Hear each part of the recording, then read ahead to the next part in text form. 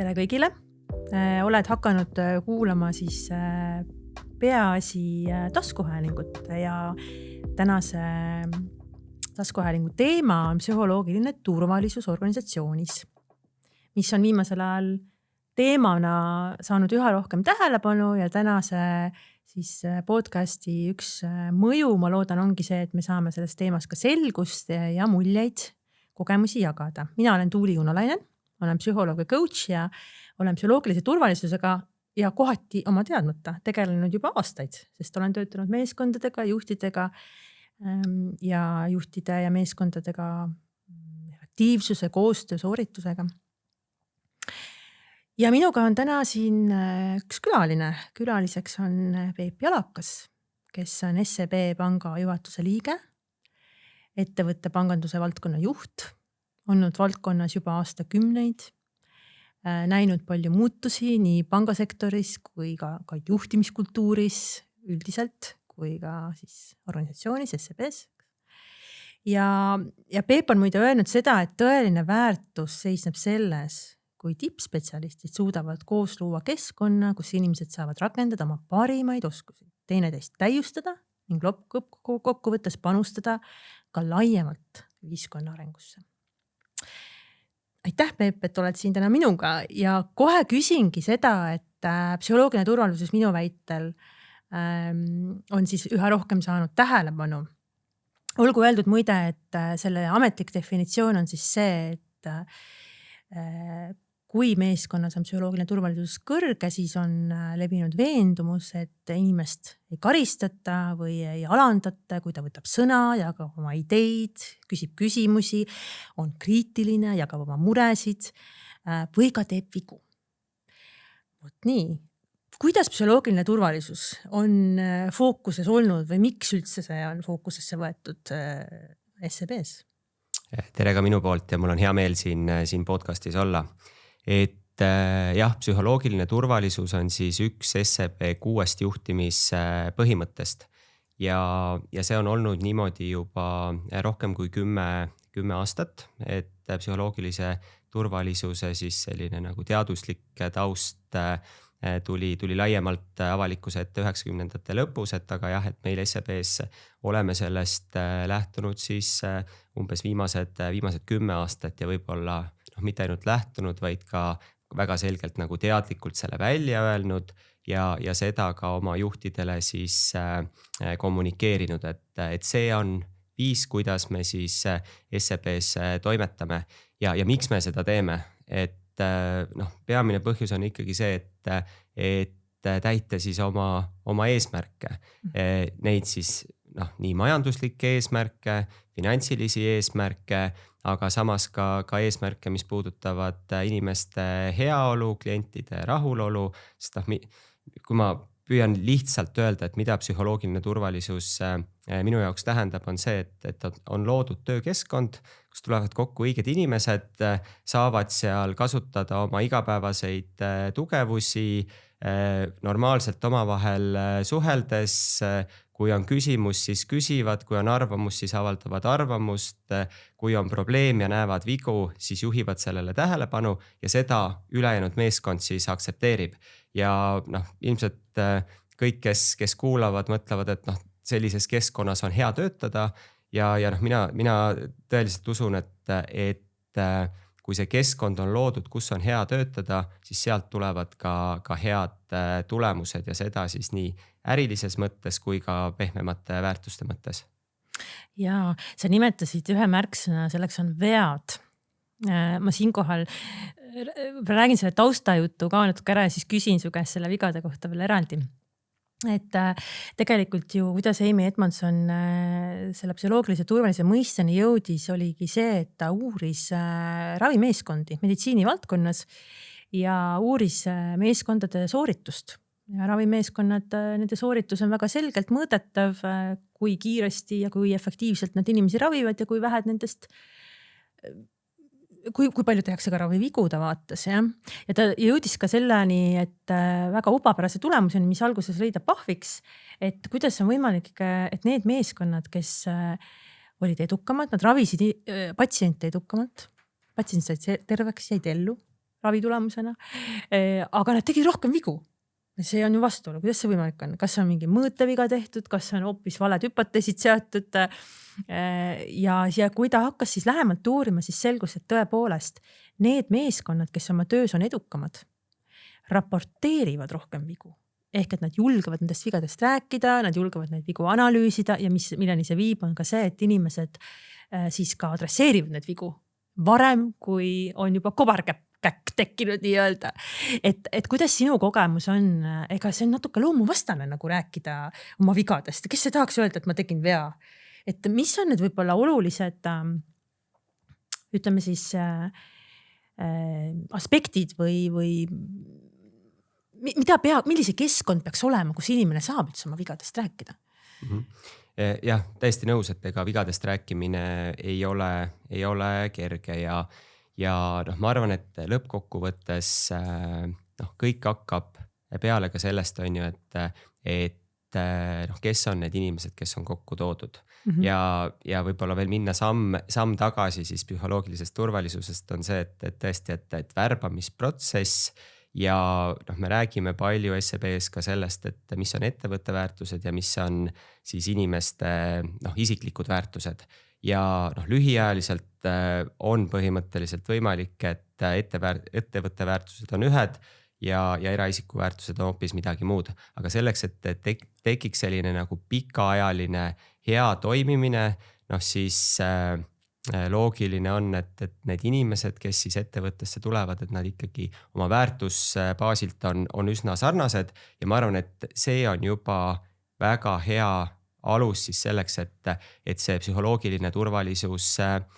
tekitada. Samal ajal ei tohi seda siis segi ajada, et me ei otsi, et meil oleks kõik inimesed ühesugused. Et siis ei teki nagu probleeme, et sellist nagu vältida grupi mõtlemist, et me tahame ikkagi, et oleks erinevaid nagu perspektiive, aga erinevad perspektiivid saavad eksisteerida ka siis, kui tegelikult selline nagu baasväärtused on sarnased. Ja siis, kui see on tagatud, et ma arvan, et siis see baasvundament selleks, et see psühholoogiline turvalisus tiimis tekiks, on loodud. Aga loomulikult, et see psühholoogiline turvalisus ei ole siis selline, et vaat nüüd me oleme saavutanud psühholoogilise turvalisuse, see on nagu, et see on saavutatud, tehtud. Et kuna maailm meie ümber on arenev, tiim, kui see koosneb näiteks 10 liikmest, üks liige vahetub, tiimi dünaamika võib kohe muutuda. Ehk see, mis sa olid ehitanud aastaid, see psühholoogiline turvalisus, mis meeskonnas eksisteeris, see on korraga nagu pühitud. Aga samas, mida ka teooria näitab, on see, et need tiimid, kus on üldiselt psühholoogiline turvalisus suurem, et sinna on uusi inimesi ka lihtsam integreerida. Nii et lõppkokkuvõttes organisatsioon võidab väga mitmest nurgast, kui see psühholoogiline turvalisus on üks siis juhtimisprintsiipidest ja ülioluline on see tegelikult ka välja öelda. Et ma arvan, et see on nagu see esimene algus, et isegi kui sa pole mitte midagi rohkem teinud, aga et kui sa ütled oma juhtidele välja, et see on üks meie põhimõte, võib-olla 3 läheb ja siis kas guugeldab või nüüd läheb küsib ChatGPT-lt, et mida see psühholoogiline turvalisus siis päriselt nagu tähendab, milliseid tegevusi juhina võiksin nagu teha. Ma arvan, et sealt tuleb puhast kulda ja kui midagi nagu oma juhtimispraktikas võtta, siis tegelikult juba ollakse sellel teekonnal, et meeskonnas seda psühholoogilist turvalisust siis juurutada. Et sa räägid teadlikkuse tõstmisest esialgu. Ma kuulan, eks, et me lihtsalt hakkamegi nendel teemadel üldse rääkima. Meil on see termin olemas nagu psühholoogiline turvalisus. Kuigi põhimõtteliselt võib seda ka millekski muuks nimetada, eks, ma ei tea. Mitmekesisuse toetamine, vigadest õppimine, et need kõik on elemendid sellest. Või ka näiteks, et tõesti, et ma arvan, et kommunikatsioon on võtmekoht selleks, et seda psühholoogilist turvalisust siis tiimis juurutada, et me võime ka öelda seda, et lihtsalt, et me hindame neid meeskondi, kus see kommunikatsioon on siis efektiivne ja ka piisavalt sügav, on ju, et julgetakse rääkida ka nagu me rääkisime, et probleemidest, on ju, et mis laual on, ja mis ma kuulsin, sa ütlesid ka seda, et sellega tuleb kogu aeg tegeleda ikkagi, see on nagu, ma looksin võib-olla paralleele usaldus või üldse organisatsiooni kultuuriga seotud aspektid sageli on sellised asjad, millega tuleb kogu aeg tegeleda. See on nagu õhupuhtus, eks, et me peame kogu aeg õhku puhastama selleks, et see püsiks hea ja värske ja samamoodi selle psühholoogilise turvalisusega, et me ei saa teha sellist hoogtööna, nüüd on tehtud ja nüüd aegade lõpuni on korras. Pluss ka samas teine aspekt, mida ka teaduskirjandus toetab, et tegelikult samas ei pea olema alati niimoodi, et nüüd on see terve suure organisatsiooni eesmärk ja fookus, et saab palju ära teha ka oma väikses meeskonnas ja saabki juba ka luua sellise väikse psühholoogilise turvalisuse saarekese. Ja kui neid saarekesi hakkab organisatsioonis tekkima piisavalt palju, siis see üks hetk muutub juba üldiseks kultuuri osaks, et see on ka võib-olla teine lähenemine, kuidas saab hakata tekitama seda momentumit. Täitsa nõus ja ma arvan, et ma ei ütleks, et psühholoogilise turvalisuse tekitamine tiimis on lihtne, aga kindlasti on lihtsam seda tekitada nende tiimiliikmete vahel, kes igapäevaselt töötavad koos. Ja üks viis selleks on ka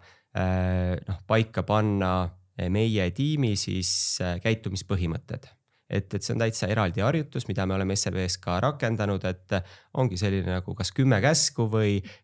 peamised nagu koostööprintsiibid meie hiljaks. Me saamegi öelda, et kui me näeme, et kuskil protsessis on tehtud viga, me juhime sellele tähelepanu. Ja mõnes mõttes sa panedki sinna reeglitesse kirja ka siis sellised psühholoogilist turvalisust tõstvad põhimõtted, et see on hea stardipositsioon, kus on seda psühholoogilist turvalisust mõnes mõttes nagu keerulisem tekitada, on erinevad projektimeeskonnad, sellepärast et siis pannakse kokku võib-olla väga lühikeseks ajaks inimesed erinevatest tiimidest, nad tulevad erineva siis taustaga, nad tulevad erineva psühholoogilise turvalisuse foonilt ja ütleme siis väga eeskujulikud ettevõtted suudavad ka nendes tiimides suhteliselt kiiresti selle psühholoogilise turvalisuse tekitada ja siis see on see koht, kus põhimõtteliselt võiksid imed juhtuda. Google on üks hea näide, kus tõesti uuriti erinevaid meeskondi ja üks peamine siis või kõige tugevam mõjutaja oligi siis see, et kui kõrge on tiimi siis psühholoogiline turvalisus ja need meeskonnad näitasid kõige paremaid tulemusi, need meeskonnad olid kõige innovatiivsemad ehk ütleme, teadus näitab seda, et see on valdkond, kuhu tasub panustada, sellepärast et tulemuseks on siis päriselt praktilised ja ka mina tulen finantssektorist, positiivse rahalise mõjuga tulemid. See on hästi oluline temaatika, et võib-olla mõni juht, kes meid kuulab või juhtub seda terminit kuulama, mõtleb, et et see psühholoogiline turvalisus, et see on see, et oled kogu aeg hästi pehme ja sõbralik ja selline people pleaser võib-olla, eks ole, et see võib tekkida sinna mulje, psühholoogiline turvalisus, see mõiste nagu kutsub natukene sellist vaadet skeptikutes ehk esile, et ma tahaksingi seda rõhutada, et tegelikult ju teadusuuringud ja praktika näitab, et need meeskonnad, kus psühholoogiline turvalisus on kõrge, sa nimetasid juba sellist efektiivsust, soorituse paranemist, innovatsiooni on välja toodud, vigu tehakse kokkuvõttes vähem, sellepärast et vigadest õpitakse rohkem, eks, et need on need asjad ja üldse see koostöö ja atmosfäär on parem ja üldse selliste nagu mõtete, ütleme siis väljaütlemine on palju lihtsam, mis toob kaasa tavaliselt häid ideid. Mitte alati, aga see suurendab see tõenäosus, sest me jõuame kusagile näiteks arengu mõttes järgmisele tasemele ja jällegi see sama sooritus, järgmine tulemuslikkus. Nõus ja mina olen pigem seda meelt, et näiteks eesmärkide seadmine, kommunikeerimine ja kokkuleppimine on psühholoogilise turvalisuse või kõrge taseme puhul oluliselt lihtsam, sellepärast et kui juht siis ühes olukorras ütleb selle välja, psühholoogiline turvalisus on madal, töötaja ei julge midagi vastu öelda, noogutab või ei saa üldse aru, võtab selle teadmise kaasa, läheb oma töösooritust tegema ja tegelikult on kaugel sellest, et ta on pühendunud selleks ja päriselt siis tulemused saavutatakse. Teine olukord on see, et eesmärkide seadmise käigus küsib siis töötaja küsimusi, tekib arutelu, võib-olla tekib isegi heas mõttes vaidlus, miks mitte kerge konflikt, aga selle tulemusena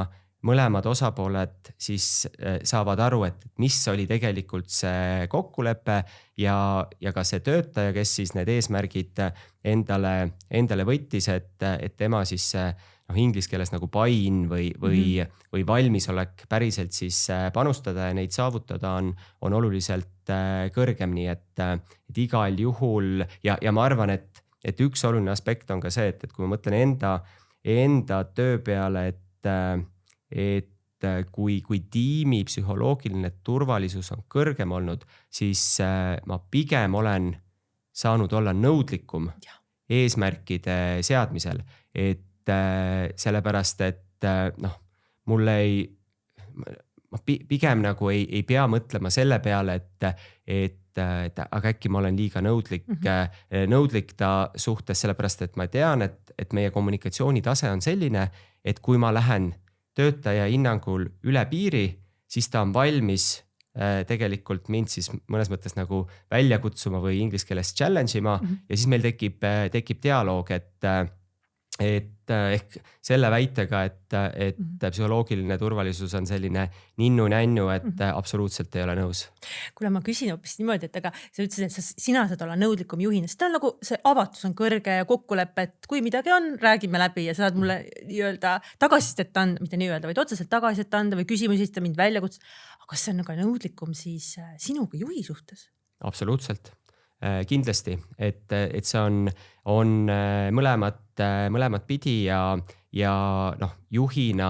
sa igal juhul oled ju selle keskkonna looja, aga siinkohal et ei tohi jääda seda muljet ka, et siis psühholoogiline turvalisus ainult juhi ja siis üksikute meeskonnaliikmete nagu vaheline kontakt, et hea psühholoogiline turvalisus on meeskonnas siis, kui juhiga toimub normaalne suhtluskommunikatsioon, aga meeskonna liikmed omavahel suhtlevad ka, aga miks on oluline juhi roll? Juht on siis see, kes kutsub tiimi kokku ja panebki paika, et vot näed, need on meie nagu põhimõtted ja ei tee seda viisil, et vot näed, mõtlesin kodus välja, täna ei mõtle keegi enam midagi välja, kõik küsivad nagu AI-lt on ju, et mis on head ideed, ja siis presenteerin, et pigem see kõik käib sellise nagu workshopi formaadis, psühholoogilise turvalisusega tiimid teevad palju ajurünnakut ja need ajurünnakud on efektiivsed, sellepärast et inimesed julgevad välja öelda oma mõtteid, et ma arvan, et üks hea test oma tiimis on see, et tehke ajurünnak ja okei, ajurünnak vajab ka harjutamist, aga et kui te olete juba harjutanud ka ja iga ajurünnak lõpeb sellega, et ühtegi ideed ei tule, vot siis ma paneksin nagu juhina, küsiksin enda käest, et kas mul on tiimis siis psühholoogilise turvalisusega kõik hästi. Võib-olla see teema siis püstitus kuidagi inimesi ei kõnetanud, aga kui seda on korduvalt tehtud, et siis ütleks juhile, et küsi õigeid küsimusi ja siis peaks nagu see ajurünnak juhtuma. Ja muide, tegelikult siin läheb hästi võib-olla detaili, aga mis siis, et samas hästi praktiline, et muide mõnikord võibki olla see ajurünnak ei tööta, sest inimesed alles testivad või pole ideid. Võib ka olla muide üks põhjus. Või ongi siis see, et ma ei ole, ongi see julgus ideid välja käia keerulisem, sest et ajurünnakul me küll ütleme, et kõik ideed on teretulnud, aga teisest küljest inimesed võivad kogeda sellist kulmute kergitamist või näoilmetest nagu ikkagi saada seda tagasisidet, mis hoiab neid tagasi. Muide üks nipp, mida jagan, mida on kasutatud, on see, et teha nagu individuaalne ajurünnak vaheetapina. et lasta inimestel, mis on nii lihtne asi tegelikult, lasta neile kuskile kirjutada, mis ideed need, andagi neile see aeg, võib-olla kas see laua taga või lähevad oma nurka ja siis me tuleme kokku ja siis me võtame kogume need teemad kokku, siuke ideekorje. Täpselt nii ja inimesed on lõppkokkuvõttes nagu individuaalsed, et noh, mis on ka psühholoogilises turvalisuses hästi oluline on see, et kõik saaksid eetriaega, et noh, et võib juhtuda, et tiimis on 1 või 2 liiget, kes on hästi-hästi aktiivsed. Kui hakata seda ajurünnakut tegema niimoodi, et nii, kellel on, no nii, et nimetage nagu 10 värvi on ju, ja need, kes on hästi kiired mõtlejad on ju, noh, nad on nagu need 10 värvi juba kirja pannud, et aeglasem mõtleja, kellel on võivad olla väga head ideed, noh, tal ongi vaja rohkem aega, et meil ka ajurünnaku puhul üks selge põhimõte on meil see, et esialgu minuti või paar sa teed seda iseseisvalt, et sa panedki endale need kirja. Siis kui on suurem grupp, et siis vaheetapina võiks jagada veel sellises kolmikus või nelikus, et mis kattusid, mis olid uued ideed ja siis presenteerida nagu suurele grupile, et need siis etapiti liikumine tagab selle, et kõik saaksid siis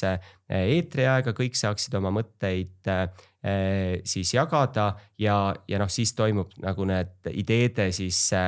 valideerimine ja üksteise siis noh, ideede nagu kombineerimine ja selle tulemusena siis võib-olla noh, tekibki mingi uus innovaatiline idee, toode, mõte, et kuidas edasi liikuda. Kuule, aga mõni skeptiline juht, kes ikkagi ei ole veendunud, et psühholoogiline turvalisus on oluline, sest võib öelda, et kellel see aeg on, hakkame siin kõik kirjutama ja siis jagama ja veelgi, et lihtsam on, ma annan neile lahendused ja teeme. Palju lihtsam. No sõltub ja võib-olla on mingid tööd, kus see isegi nagu toimib hästi, et noh, ma ei tea, et selline triviaalne näide, et ongi, et kui su ainuke funktsioon ongi labidaga kaevata kraavi, teha seda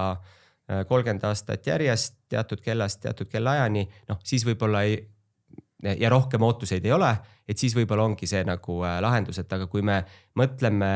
täna erinevate nagu tööde peale, siis noh, see komplekssuse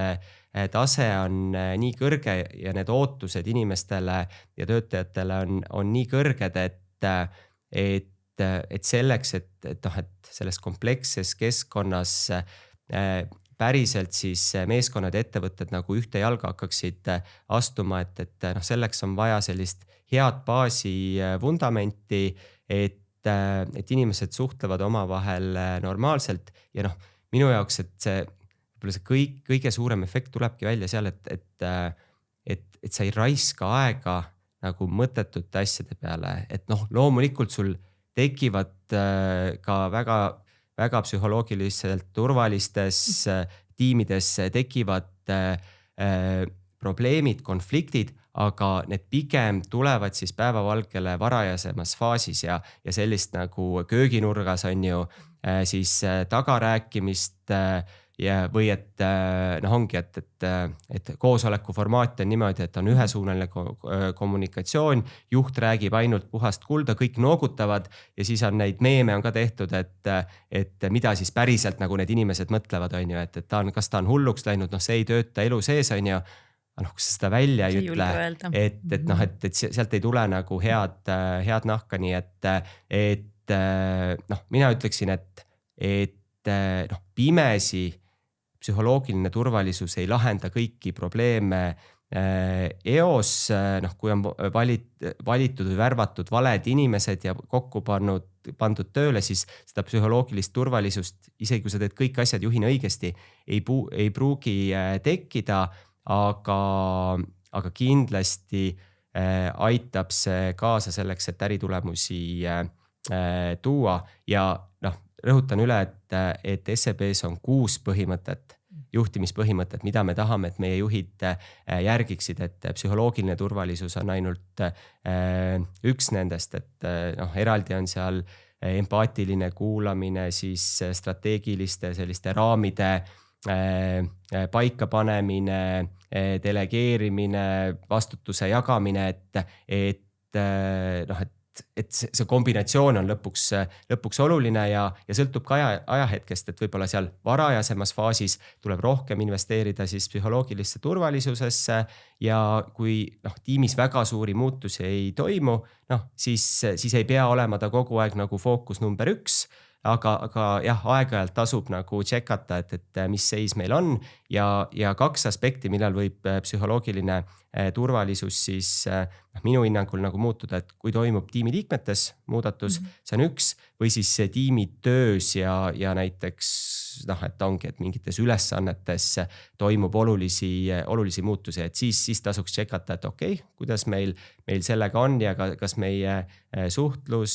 meie koosolekute ülesehitus, kas see on endiselt sarnasel tasemel, et kõik saavad sõna ja kõik saavad oma mõtteid vabalt väljendada ja teised aktsepteerivad seda ja vajadusel ka kritiseerivad, et aga seda tehakse sellises nagu terves õhkkonnas.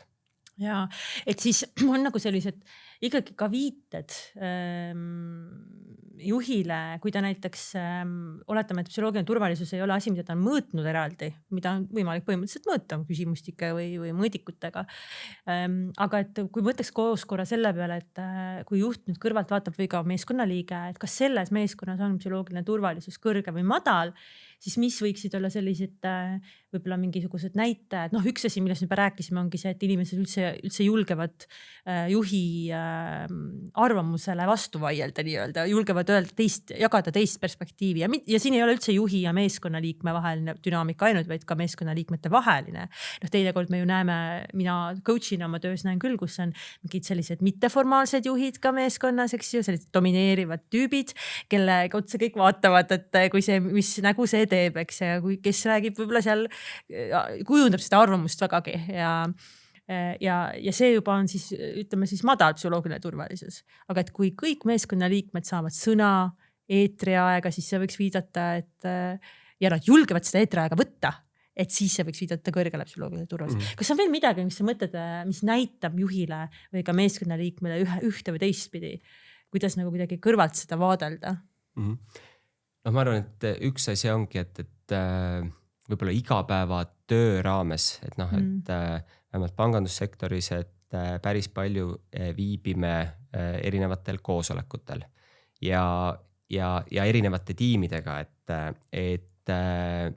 sõltub natukene ka koosoleku siis teemast ja ülesehitusest, aga ma arvan, et see oleks üks nagu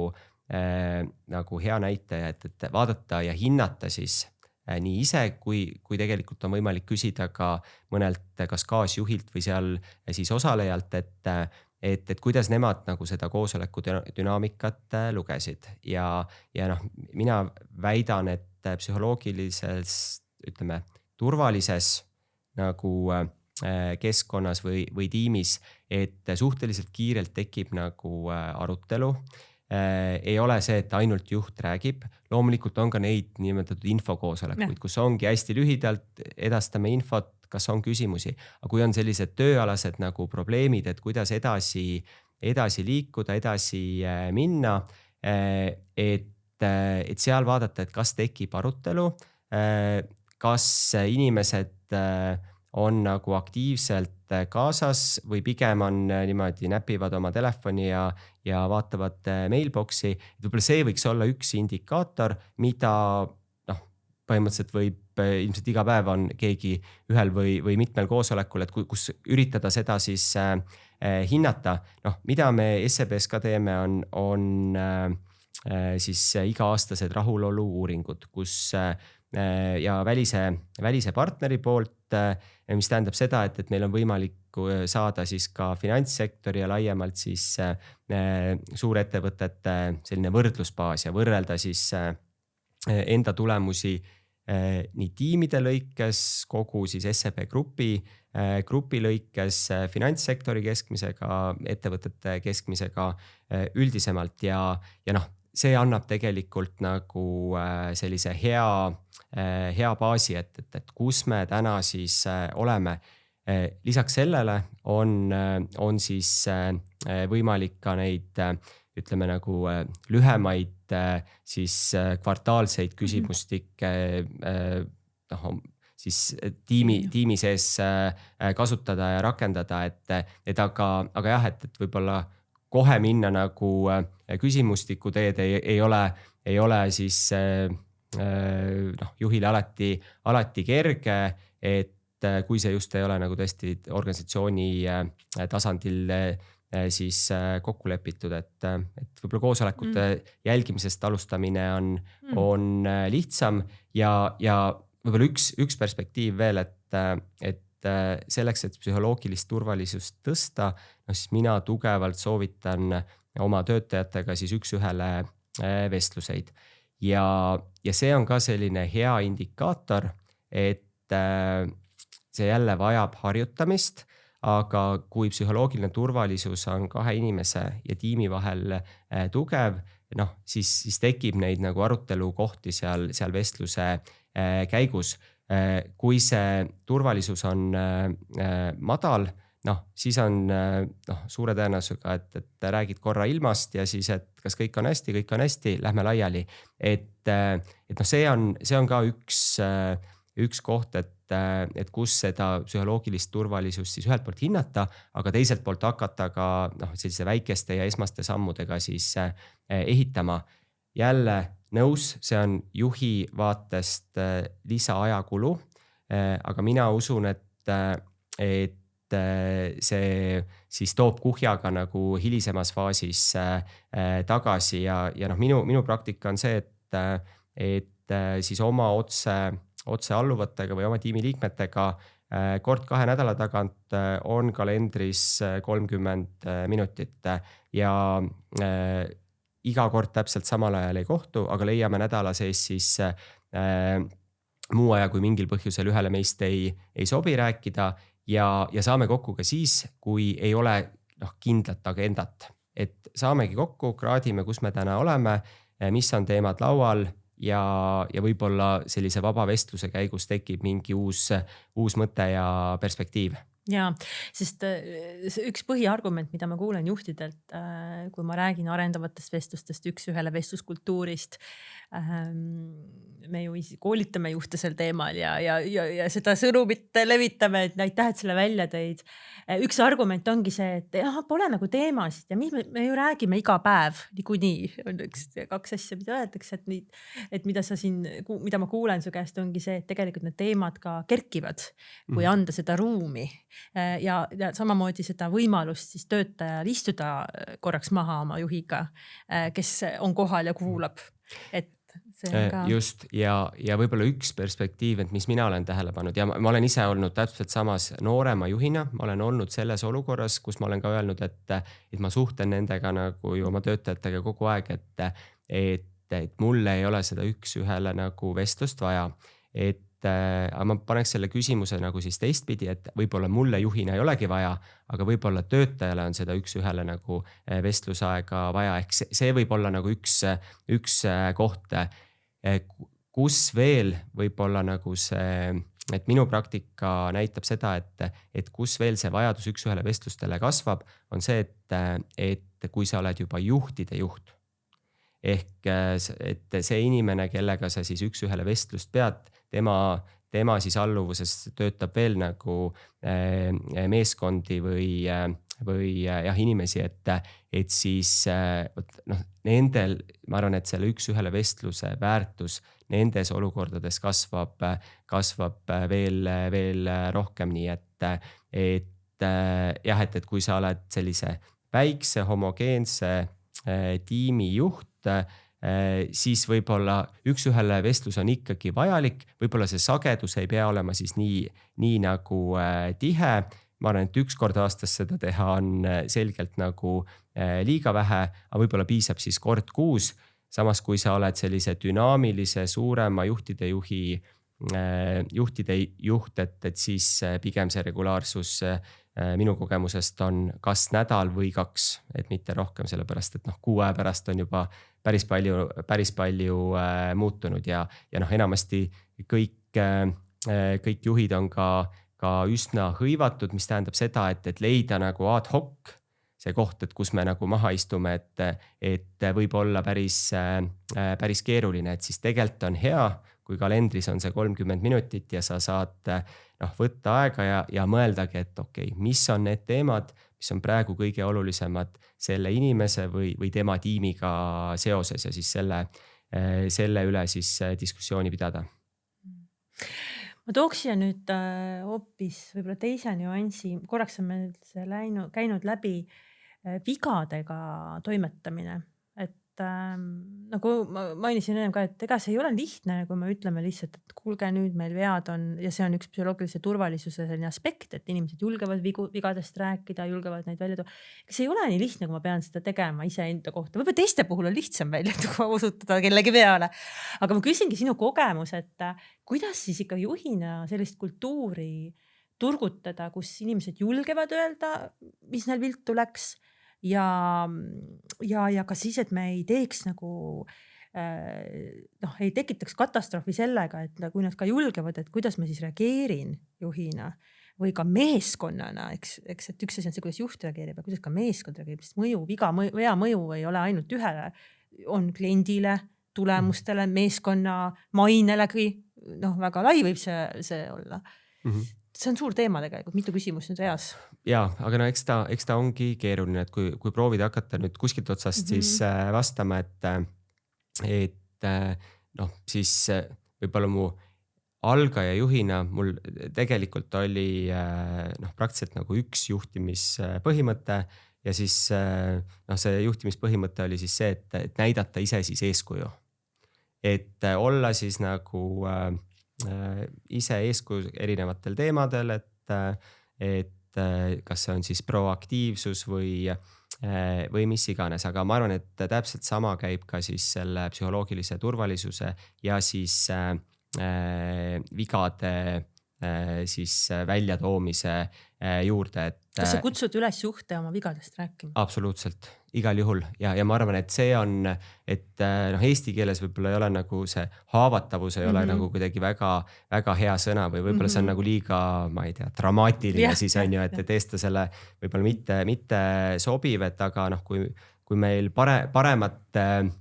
praegu nagu sünonüümi ei oska välja mõelda, et kui me räägime sellest haavatavusest ja siis juhina oma eksimuste tunnistamisest ja nende siis mõnes mõttes ise juhina siis nende aktsepteerimisest ja teiselt poolt ka siis avalik kommunikatsioon oma tiimi suunal, et ma arvan, et see on tegelikult nagu väga hea start, kus tiimiliikmed ka tunnetavad, et tegelikult see on okei, teha vigu, tegelikult ma hindan ja ma loodan, et nii on, et töötajad mõtlevad, tegelikult ma ju hindan oma juhti väga kõrgelt ja ta tegi ka vigu, on ju, kõigil juhtub, ta tunnistab seda, kui mul tekib sama olukord, ma olen valmis seda samamoodi tegema, et ma arvan, et see on üks väga oluline aspekt, et kuidas siis seda, ütleme, vigadest rääkimise kultuuri siis juurutada. Ja võib-olla siin on ka see, et kui ma mõtlen enda peale, et sõltub nagu veast ja okei, mul on ka, et enesekindlus on ajas siis nagu kasvanud, et aga selgelt mul on oma vigu lihtsam tunnistada nagu üks-ühele vestluses näiteks oma juhiga, mitte kogu siis SEB juhatuse ees või ma ei tea, lavalt siis 1000 SEB töötajale. Et see on ka nagu juhil on alati võimalik nagu valida ja samamoodi on töötajal võimalik valida, et kas ma nagu räägin kõigepealt siis töötaja rollist oma juhiga ja siis me koos mõtleme, et kuidas me informeerime kõigepealt, et kas on vaja tiimi informeerida, võib-olla see oligi ainult nagu neid puudutav teema. Kui on vaja tiimi informeerida, et kuidas me seda teeme, aga jah, et seda esimest nagu sammu on vaja teha ja selgelt nagu üks-ühele on seda lihtsam teha, et on kindlasti ka neid inimesi, kes pole probleemi, lähen kohe nagu ütlen suurele seltskonnale, on ju, et aga see nõuab nagu nõuab julgust ja noh, seda julgust on mõistlik väikeste sammudega siis kasvatada. Aga noh, eks see nõuab julgust igal juhul, ikka selgroogu peab olema, kui ma kasvõi kellelegi iseendalegi tunnistan. Näed, ma tegin siin vea, sest paraku mida siiski veel kohtab, on teinekord see ootus juhile, et sina pead olema raudnaine või raudmees ja sina pead olema veatu ja ainult õigeid otsuseid tegema. Noh, tänapäeva komplekssuse juures, ma usun, sa nõustud minuga, et siin siis ei ole reaalne. Ühtegi viga ei tule elu teel ette. Ja absoluutselt ja noh, ega juhina sul lõpuks on, sul on mingi nagu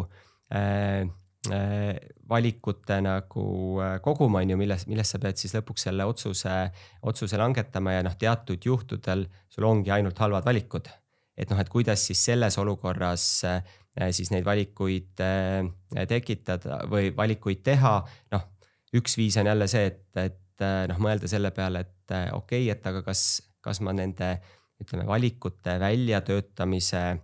faasis, kas mul on võimalik kuidagi oma meeskondaga kaasata niimoodi, et noh, et kui me peame lõpuks juhina teed sa selle otsuse, et aga kui see mõjutab kogu meeskonda, et kas on võimalik meeskonda siis kuidagi ette valmistada. Mõningates juhtudes see ei ole võimalik, et noh, et aga siis sul juhina pärast otsuse tegemist on võimalik kommunikatsiooniga siis asju kas ütleme ära rikkuda või mõnes mõttes nagu pehmendada, et noh, mina juhina alati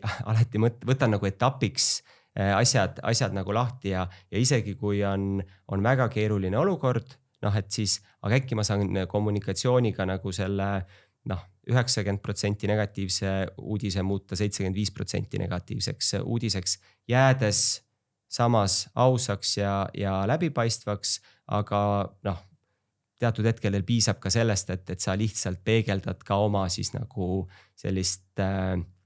muret, et sa saad aru, et see mõjub töötajatele, inimestele, meile siis raskelt rusuvalt, et aga noh, rasked otsuseid tuleb ka teha ja noh, püüda leida, et miks see otsus vajalik on selleks, et tulevikus olla tiimina näiteks edukam, nii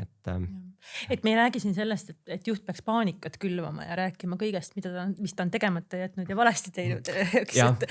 et ma arvan, et me rääkisime kommunikatsioonist ja sellest informatsiooni liikumisest, et kaks halba olukorda on, noh, võib-olla on veel, aga noh, et ütleme kaks äärmust on siis see, et kogu info liigub valimatult on ju, et noh, kõik, mis nagu juht teada saab, on ju suhteliselt nagu niimoodi, et ongi sul see algoritm sees, et kõik, mis mu mailbox'i tuleb, läheb mu tiimile, on ju. Noh, siis see tähendab seda, et sa selgelt nagu üle külvad oma meeskonna nagu infoga ja see meeskond ei tunne ennast kindlasti nagu psühholoogiliselt turvaliselt ja noh, et see on selge info üleküllus. Noh, teine äärmus on see, et ma ei jaga üldse infot, on ju. Et ongi, et noh, et info on mulle selleks, et ma saaks teha otsuseid, kui ma olen otsuse vastu võtnud, noh siis raporteerin, saadan oma siis seaduse või direktiivi alla on ju töötajatele, see on täitmiseks. Et jah, et see info jagamine selleks, et see toetaks psühholoogilist turvalisust, noh, see peaks olema selline kaalutletud ja ka sõnumit sõltuvalt sellest, kellele seda edastatakse, noh, tuleb nagu kohendada, et see, mida jagavad omavahel juhid, võib olla ühe tonaalsusega ja see, mida jagatakse lõpuks nagu tiimidele, võib olla nagu teise tonaalsusega, nii et olles samas ikkagi truu põhisõnumile. Ja. Aga et kui tagasi minna selle vigade teema juurde, et see juhi enda käitumine, see eeskujumine, et sa juba ennem ka mainisid ja see ka mudeldamine, et kui neid vigu tekib, esiteks neid tekib elu jooksul, see on selge, et me saame sellest midagi õppida ja ka mina juhina teen vigu. Aga kui me võtame nüüd edasi, okei, et juht on selles osas eeskujulik ja eeskujuks, aga kuidas, kas on mingisuguseid ma just mõtliskan praegu meenutades ka kogemust meeskondadega mingeid praktikaid või selliseid häid nippe, kuidas julgustada seda vigadest õppimist niimoodi, et see oleks kasulik meeskondale, et see ei ole selline süüdistamine Mul lihtsalt meenub üks praktika, mida ma olen näinud kõrvalt, kus üks tehnoloogiaettevõte, kui nendel on mingi jama tuleb, suuremat sorti jama tootega, keda keegi on mingisuguseid valesid otsuseid teinud, ka spetsialisti tasemel, juhi tasemel, siis kogu organisatsioon koguneb selliseks analüüsiks kokku. See on vabatahtlikult kõikidele avatud, hoolimata sellest, kas sa oled valdkonnaga seotud või ole, aga sul on võimalus nagu oma know-how'd ja oma mõtted, aga selles suunas, et mitte kes on süüdlane, vaid kuidas me saame paremini, mis on see lahendus, kuidas me edasi liigume ja samas, mis on siis see nii-öelda vigade edaspidise vältimise koht, et kas sa oled ka midagi sellist, kas protsessina või sellise platvormina sisse viinud või see ongi pigem selline igapäevane suhtlus ja kas või see ma saan üks-ühele vestluse võimalus? Jah, et üks, mida me oleme just projektimeeskondades rakendanud ja see paljudel juhtudel puudutab sellist nagu tootearendust ja IT-d, aga ta ei pea, ta võib olla ka selline universaalne siis tööriist on see, et enamasti nad töötavad koos piiratud aja. Me ise nimetame neid siis nagu sprindid, et ongi nädala alguses pannakse paika eesmärk ja nädala lõpus vaadatakse siis kuhu välja jõuti ja siis seal nädala lõpus toimub siis selline nagu retrospektiiv, et kõik tiimiliikmed siis hindavad nagu neid objektiivseid eesmärke, et mis siis saavutati, aga teatud juhtudel mõnikord sa panedki ebareaalsed nagu eesmärgid, on ju, et see ei tähenda seda, et see tiimi dünaamika ei toiminud, vaid lihtsalt selle sprindi käigus selgus, et see on ka õppimine. Täpselt, et mingid parameetrid nagu muutusid ja selle retrospektiivi käigus siis tegelikult need siis tiimiliikmed saavadki nagu jagada, et mida nad siis nägid ja kogesid, kas nad tundsid, et ülejäänud tiimiliikmed, kes projektimeeskonnas ei ole niimoodi nagu igapäevaselt, kellega nad koos töötavad, et kas info liikus nagu normaalselt, kas kuskil tekkisid pudelikaelad, kui tekkisid pudelikaelad, siis miks, kas neid oleks võimalik olnud selle protsessi käigus lahendada, kuni sinna välja, et siis kui minnakse nüüd nagu järgmisele sprindi nädalale vastu, et siis lepitakse kokku need mängureeglid, et kuidas me järgmine nädal siis käitume, et selline nagu protsessi analüüs ja kui see on juba kohe kokku lepitud, et niimoodi me käitume, siis ka need tiimid, et kellel oli nagu väga raske nädal ja psühholoogilist turvalisust üldse ei tekkinud seal tiimis, on ju, et kui neil on protsess, mida nad nagu järgivad, et siis see kindlasti tõstab tõenäosust, et päriselt sealt on võimalik nagu õppida. Kindlasti, isegi kui protsess on paigas, nendel tiimidel seal nagu siis avada ennast, et seal on oht, et need tiimid, kus seda head koostööd ja turvalisust ei tekkinud, et seal läheb nagu süüdistamiseks, aga teatud hetkel, et see süüdistav toon on minu hinnangul gramm parem kui see, et me kannatame vaikuses. Et seda jah, siis võib-olla üks viis, kuidas seda lahendada. Teine teema, et mis mul meelde tuli, et me rääkisime sellest brainstormimisest ja et meil on siis selline nagu disainmõtlemise põhimõtted ja kus siis üks osa on prototüüpimine, aga just see ajurünnaku faasis, et mida me oleme ka rakendanud, et selleks, et inimesed siis laseksid ennast vabaks, on ju, et nad ei oleks oma raamides, et üks lihtne põhimõte siis, et mina juhina saan öelda, et okei, et see on meie probleem, kaardistame ideid, aga nüüd mõelge nii, nagu mõtleks, ma ei tea siis, Erki Nool või Lady Gaga, või siis Steven Spielberg, et sa lähed täitsa teise perspektiivi ja siis sa võtad endalt kõik need, ütleme siis piirangud, et ma olen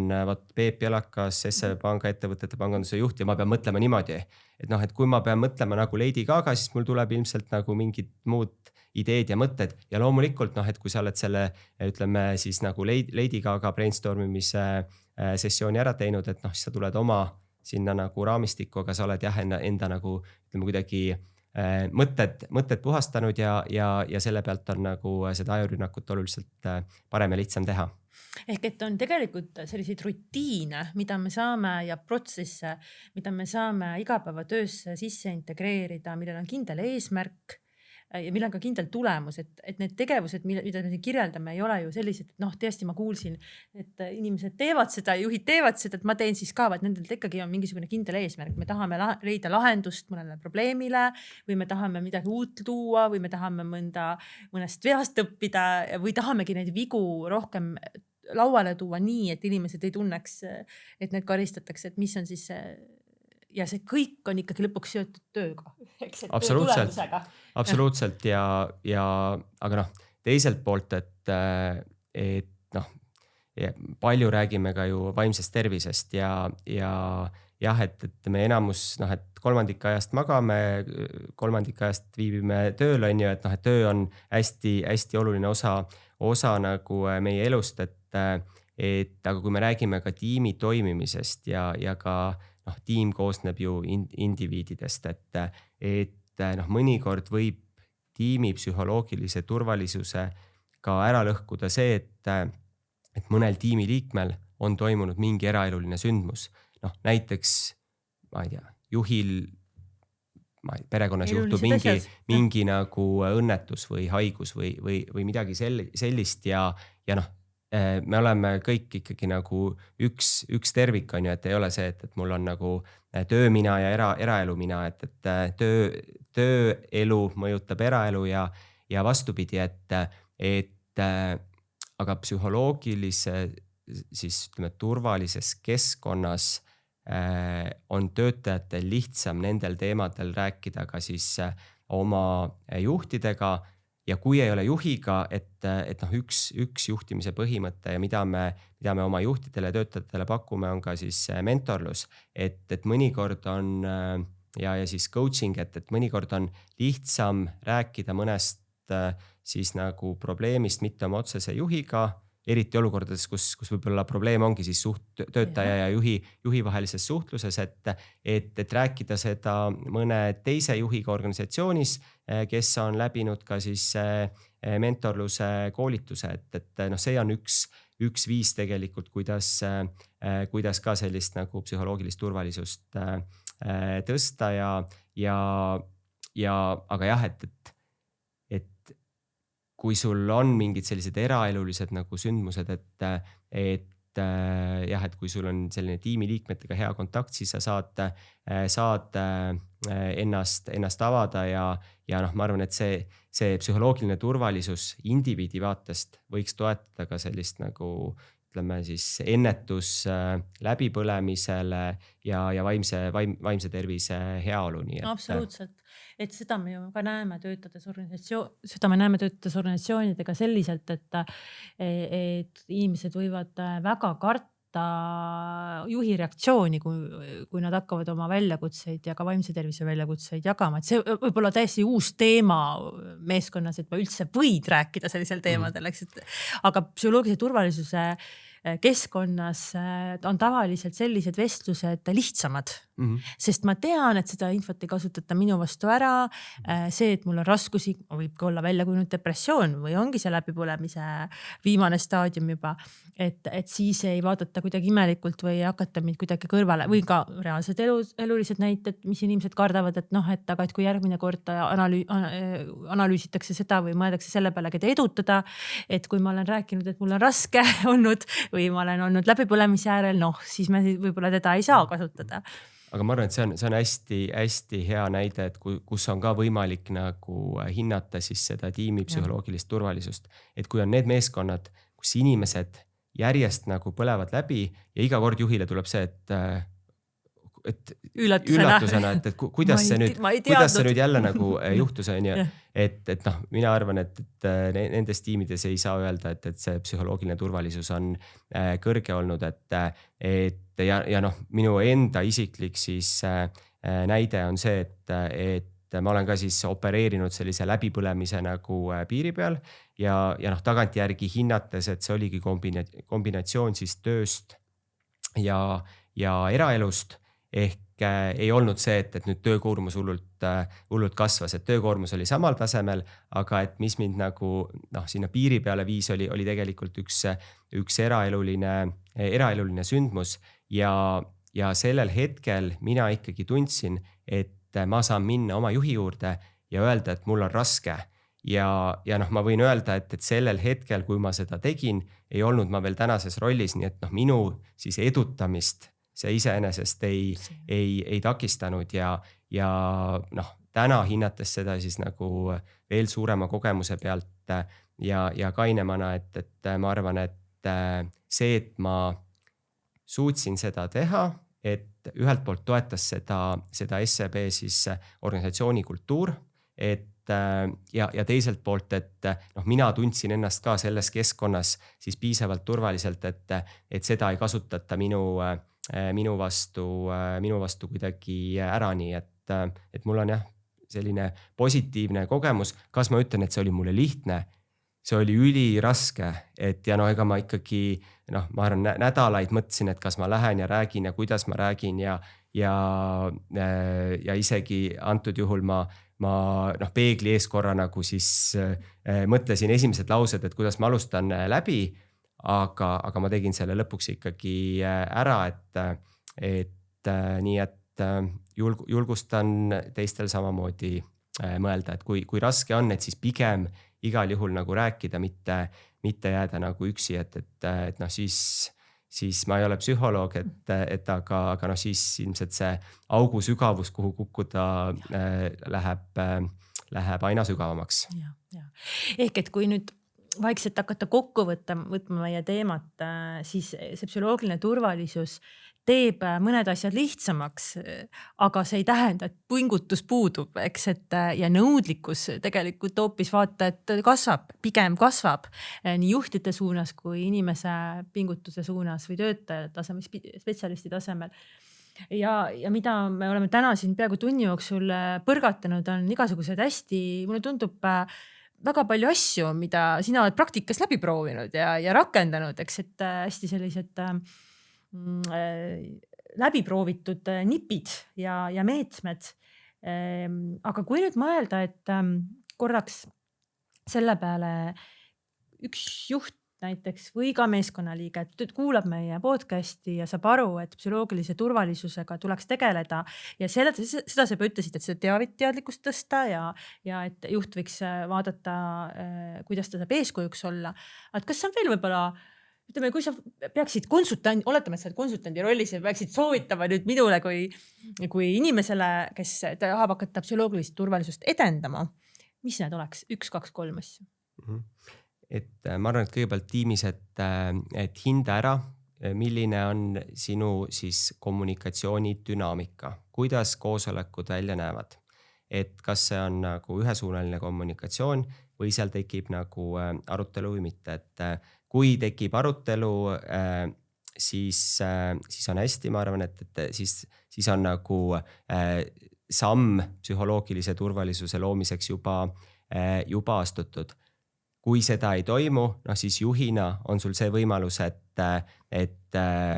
kui varem oled hoidnud 3-sekundilist pausi, hoia 10-sekundiline paus. Et kindlasti on selliseid töötajaid, kellel lõpuks nagu see kannatus katkeb ja siis nad midagi ütlevad ja see võib käivitada ka teisi. Ehk ma arvan, et see koosolekute jälgimine ja siis oma koosoleku kultuuris, kui vaja on, siis muudatuste nagu sisseviimine. Ja seda saavad hinnata ka siis töötajad, on ju, et kas minu arvamust, kas ma olen oma arvamuse koosolekutel välja öelnud või ma kogu aeg mõtlen ja siis koosolek sai läbi. Et ja siis töötajana, et kui ma kogu aeg mõtlen ja midagi nagu välja ei ütle, et siis ilmselt midagi takistab ja ma arvan, et see turvalisus ei ole piisavalt siis tugev. Ja teine ikkagi juhtidele ja miks mitte ka töötajatele, aga see initsiatiiv peaks tulema juhilt, on ikkagi see, et leppida kokku, et meil on regulaarsed 1-1 vestlused ja vaadata, et mina arvan, et 80-90%, et pigem nagu need imed võiksid seal juhtuda. Ja aga see ei pruugi esimesel korral juhtuda, et kui teha nagu üle siis näiteks üle nädala, et proovida nagu 3 kuud, noh, see tähendab seda, et siis umbes 6-7 kohtumist, ja siis hinnata, et kas sellega jätkata või mitte. Noh, mina arvan, et enamusel juhtudel pigem nähakse seda väärtust,